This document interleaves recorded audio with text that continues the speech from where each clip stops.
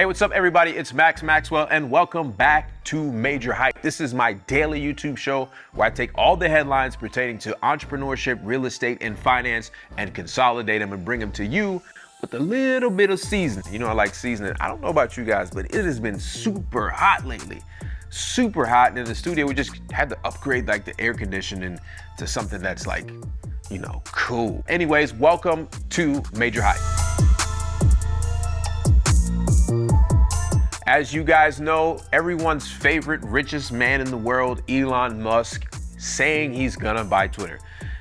If you guys remember, back in when this came out, I was like, this is not gonna happen. It doesn't make sense. I don't see why he wants to do this. And everybody was like, yeah, he's gonna take over Twitter. It makes no sense. Immediately when he announced it, every single Tesla stock I had, I dropped it because I knew it was gonna somehow tank until he figured this out, and I was right. So I'm gonna hold off, let it sit to the side, and wait a little bit. But here what it is. He was gonna buy Twitter for like $44 billion. I don't even know if that makes any sense, but he was gonna pledge some of his Tesla stock. He was gonna go out and get loans from other billionaires, and things started going south pretty quickly. Elon now is saying that Twitter is not cooperating with him. Well, here's the problem. First of all, Twitter is like, who really cares about Twitter? I mean, like, it's a dope app, but like, who really, like, if Twitter went away tomorrow, I don't know anybody would actually care about it.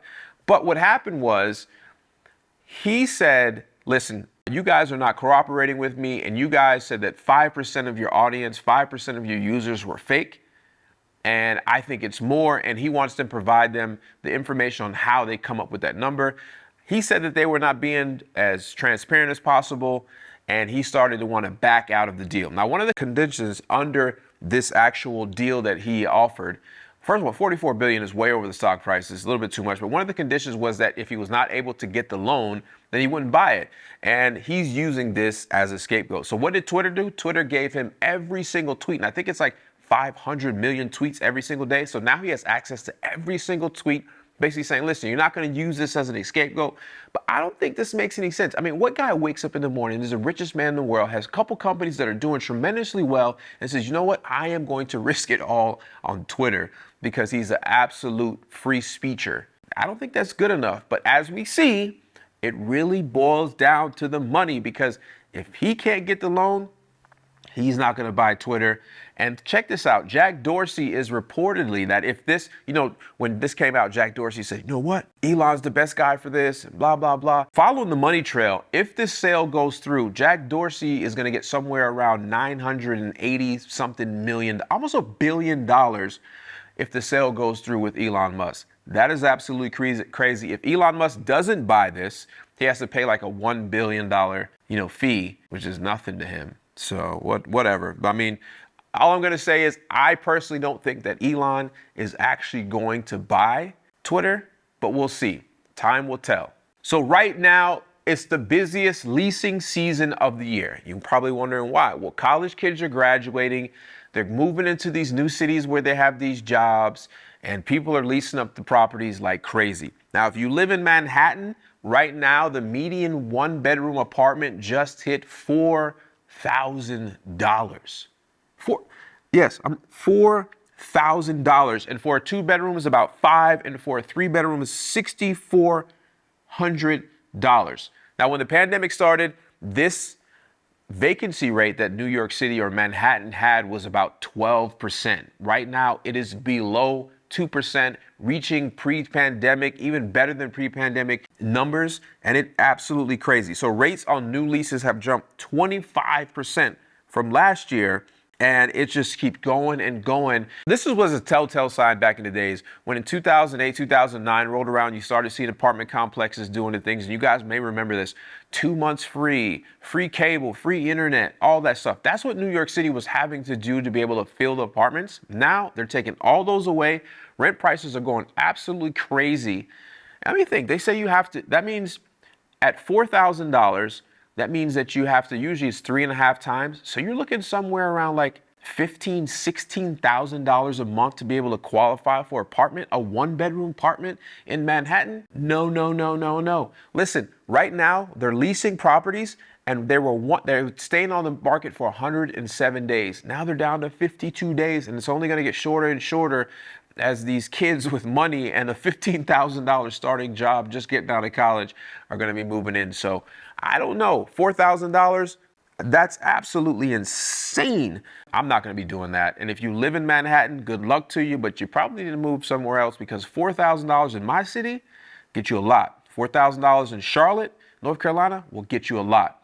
So $4,000. Rent prices on the increase. Good luck to that. I'm not living in Manhattan, and I don't think I ever will. Okay, so we all know our two favorite cousins, Fannie and Freddie.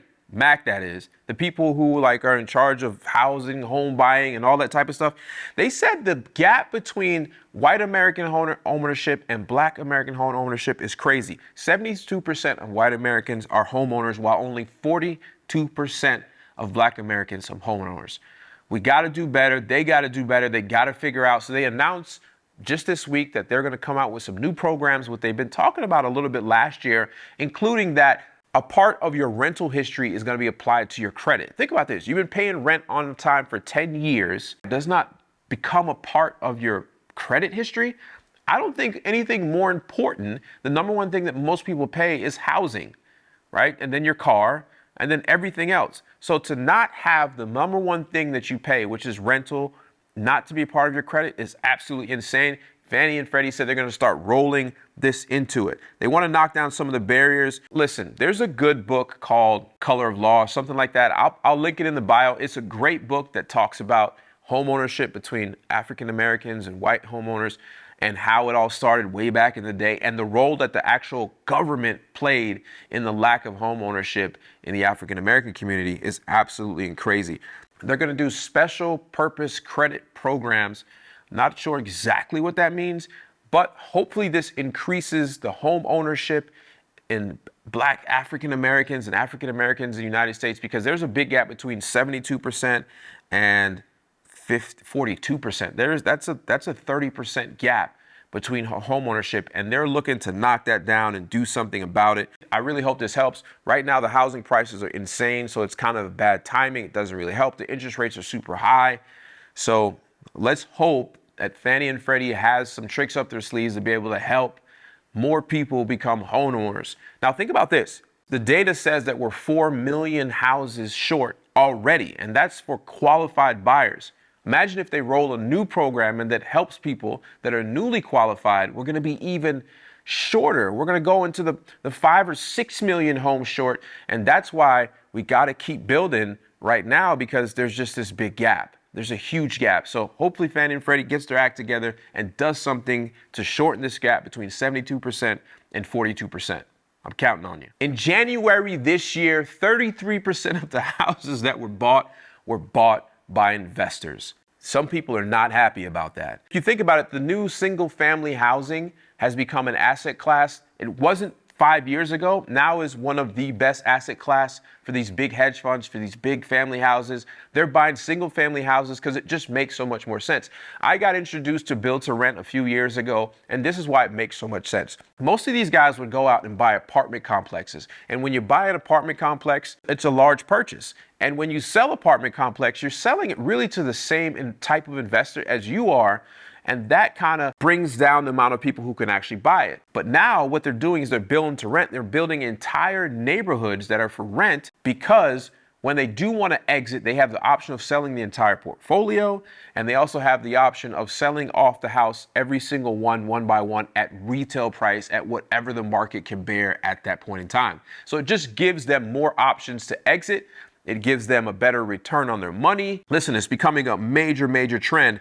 And check this out. In April, Canada announced an outright ban from foreign investors buying properties because the prices just rose so much, and they thought this was a way that they can cool it down. So right now, if you're a foreign, you cannot buy a property in Canada. Home prices in Dallas rose 26% last year, outpacing the national average of 2022. And it's absolutely crazy. So some cities and some wards are going to put in what they call this flip tax. Yeah, like a flip tax. the bill will actually harm some individual buyers, some people say. Now think about this. Have you ever heard of a company called Invitation Homes? Invitation Homes has over 83,000 single family properties and is absolutely insane. I was reading an article about a city not too far from where I am called Walkertown, North Carolina. It's so crazy that the homeowners association is now getting involved. And what they're going to do, they're trying to change their covenants in their bylaws for the homeowners association. And they're basically saying, if you're a buyer, you have to stay in this house for, let's see, 6 months, or you have to live in it. You got to leave it vacant for 6 months, or you actually got to live in it. That's the two options they're giving it. And they're going to try to put these covenants inside their bylaws to completely stop what they're doing. There is a Democratic Assembly named Christopher Ward in California that introduced the Housing Speculation Act, known as AB 1771. The bill aims to discourage flippers in short term, adding a tax to the actual property that's being flipped. Some investors and some economic people, some smart people, way smarter than I am, are saying, listen, this is actually going to hurt the regular folks as well too, because you can't really distinguish between either or. And I don't think this is going to get passed, but this is something they're really taking it serious. They're really taking it serious. We're taxed enough as it is. And I think a lot of people only look at the negative side that investors do. But think about this. If we're currently 4 million houses short of the demand, and let's just say investors didn't flip properties, do you know how many distressed properties or vacant properties that investors put their money into in order to get this property back online so it could go on market? I would say we would probably be somewhere between 6 million to 7 million homes short if investors weren't flipping properties. I mean, it's just serious. I personally have taken properties that were tax delinquent. I've bought those properties, which means in order to buy them, I had to pay the taxes that were in arrear, which helped the local city. And this house was sitting vacant for many years. And then boom, we fix it up, we invest our money, and we put this house back online. So I know I've done at least, probably 100 or so of these. And so just my little operation, if I'm able to do 100 of these, other bigger investors have been able to do thousands of these, and we would be much more shorter in for the supply that we actually need. So that 4 million house shortage would probably be somewhere around 6 or 7. And it's absolutely crazy. I'm going to check into this story of the town not too far from me and their homeowners association to see how far they've actually gotten with this restrictive covenant that they're trying to put on their bylaws so that you cannot flip the property. You got to leave it vacant for 6 months, which some of the big guys can actually do that, or you got to actually live in it. So hope this flip tax doesn't actually go through and affect people, but it's coming. I don't know about you guys, but there's an Amazon delivery truck coming to my house every single day. Ever since I built this new house, it's just way more convenient to actually just go online, click, and the next day or the day after that, whatever I order comes right to my garage. They even have like the home open door delivery where my garage opens. They put the stuff in there and they close it back down. It's absolutely crazy. So my guy, Jeff Bezos, is also getting in the game when it comes to single family homes. There's this company called Arrived Homes who has started their Series A. And Jeff Bezos was one of the first investors, and he's also doubled down his investments and invested again. This company is pretty interesting. They just raised $25 million in their Series A, and the SEC says this is the first qualified real estate investment platform that allows virtually anyone to buy a single-family rental property with a minimum of $100 investment. I was going through their website, and this is what it says. You browse the homes on our website. You select the shares on how much you want to invest in this particular property. These are particular properties. You sign it, you invest, and you earn income. Every quarter, they're going to send you the money that this property has.